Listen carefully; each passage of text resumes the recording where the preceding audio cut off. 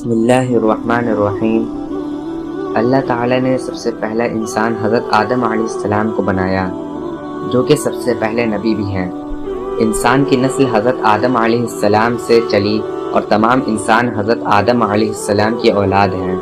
اللہ تعالیٰ نے حضرت آدم علیہ السلام کو پیدا کرنے کے لیے ارادہ ظاہر کیا اور فرشتوں سے کہا، میں زمین پر اپنا خلیفہ بنانے والا ہوں۔ اس پر فرشتوں نے اعتراض کیا اور کہا، کیا آپ زمین پر انسان کو پیدا کرنے والے ہیں؟ انسان تو زمین پر فساد کرے گا اور خون بہائے گا۔ ہم تو تیری پاکی بیان کرتے ہیں اور تیرا شکر ادا کرتے ہیں۔ کیا ہم تیری عبادت کے لیے کافی نہیں ہیں؟ اللہ نے فرمایا، جو میں جانتا ہوں وہ تم نہیں جانتے۔ پھر اللہ نے خود اپنے ہاتھوں سے حضرت آدم علیہ السلام کا پتلا بنایا، پھر اسے سنوارا اور اسے مناسب شکل دی۔ اس کے جسم کا ہر حصہ خوبصورتی کے ساتھ بنایا۔ پھر اس مٹی کے پتلے میں اللہ نے اپنی روح پھونکی۔ پھر اللہ نے فرشتوں سے پوچھا، کیا چیزوں کے نام بتاؤ اگر تم سچے ہو؟ فرشتوں نے جواب دیا، ہم نہیں جانتے، سب سے زیادہ تو آپ جاننے والے ہیں۔ ہم کو تو بس اتنا ہی علم ہے جو آپ نے ہم کو سکھایا۔ آپ بڑے علم اور برکت والے ہیں۔ اللہ نے آدم سے کہا، اے آدم، ان فرشتوں کو ان چیزوں کے نام بتاؤ۔ اللہ نے آدم کو تمام چیزوں کے نام بتا دیے تو آدم کے علم میں تمام باتیں آ گئیں۔ آدم نے ان چیزوں کے نام بتا دیے تو اللہ نے فرشتوں سے کہا، کیا میں تم سے نہ کہتا تھا کہ میں آسمانوں اور زمینوں کے اندر کی سب پوشیدہ باتوں کو جانتا ہوں، اور جو کچھ تم ظاہر کرتے ہو اور چھپاتے ہو سب کا علم رکھتا ہوں۔ اللہ تعالیٰ نے فرشتوں سے کہا کہ آدم کو سجدہ کرو۔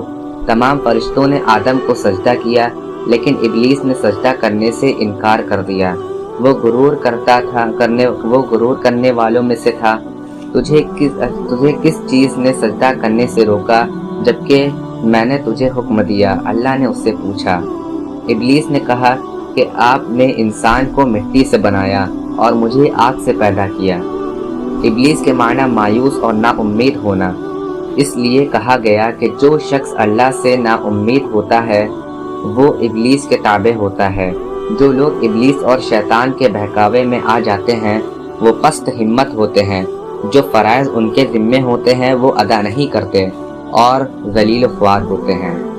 جب ابلیس نے سجدہ کرنے سے انکار کیا تو اللہ نے فرمایا، تو آسمان سے اتر، تو نے تکبر کیا اور تو ذلیل و خوار ہے۔ ابلیس نے کہا کہ مجھے قیامت کے دن تک مہلت دیجیے۔ اس پر اللہ نے فرمایا، تجھے مہلت دی گئی۔ ابلیس نے کہا، میں تیرے بندوں کو گمراہ کروں گا اور ہر طرف سے ان کو گھیرے میں رکھوں گا، وہ تیرا شکر بھی نہیں کریں گے۔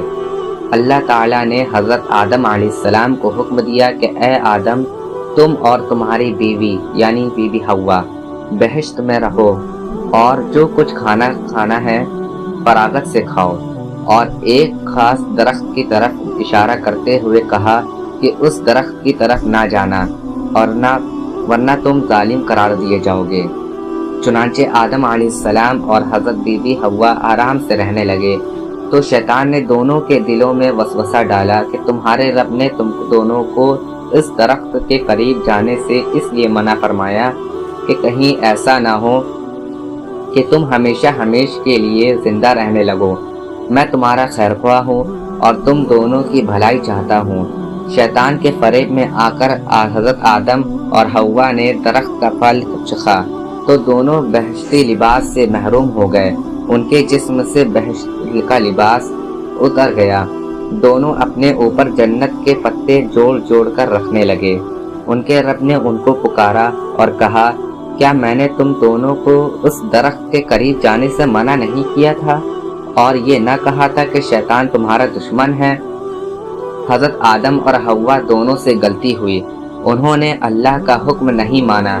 اس غلطی پر دونوں کو سخت ندامت ہوئی۔ آدم نے اللہ سے معافی طلب کی اور دعا کی، اے میرے رب، ہم نے اپنے نفس پر ظلم کیا۔ اگر آپ ہم پر رحم نہ کریں اور ہماری مغفرت نہ کریں تو ہم نقصان اٹھانے والوں میں سے ہوں گے۔ آدم اور حوا کو زمین پر اتار دیا گیا اور کہا کہ تم ایک دوسرے کے دشمن ہو۔ اور ایک خاص وقت تک تم دونوں کو زمین پر رہنا ہے۔ میری طرف سے کوئی ہدایت آئے تو جو شخص اس ہدایت کو مانے گا نہ انہیں کسی بات کا اندیشہ ہوگا نہ کوئی غم۔ جو میری نصیحت سے منہ موڑے گا اس کے لیے دنیا میں زندگی تنگ ہوگی اور قیامت کے روز اس کو اندھا اٹھائیں گے۔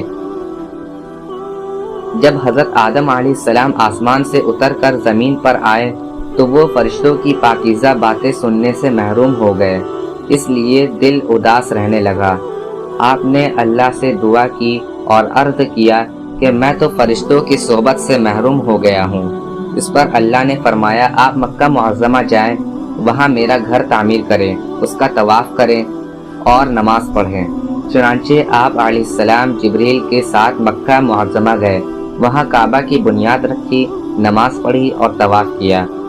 حضرت آدم علیہ السلام کے واقعہ سے ہمیں سبق ملتا ہے کہ جس کام کو اللہ نے کرنے سے منع کیا ہے وہ نہ کریں، جو کام کرنے کا حکم دیا ہے وہی کریں۔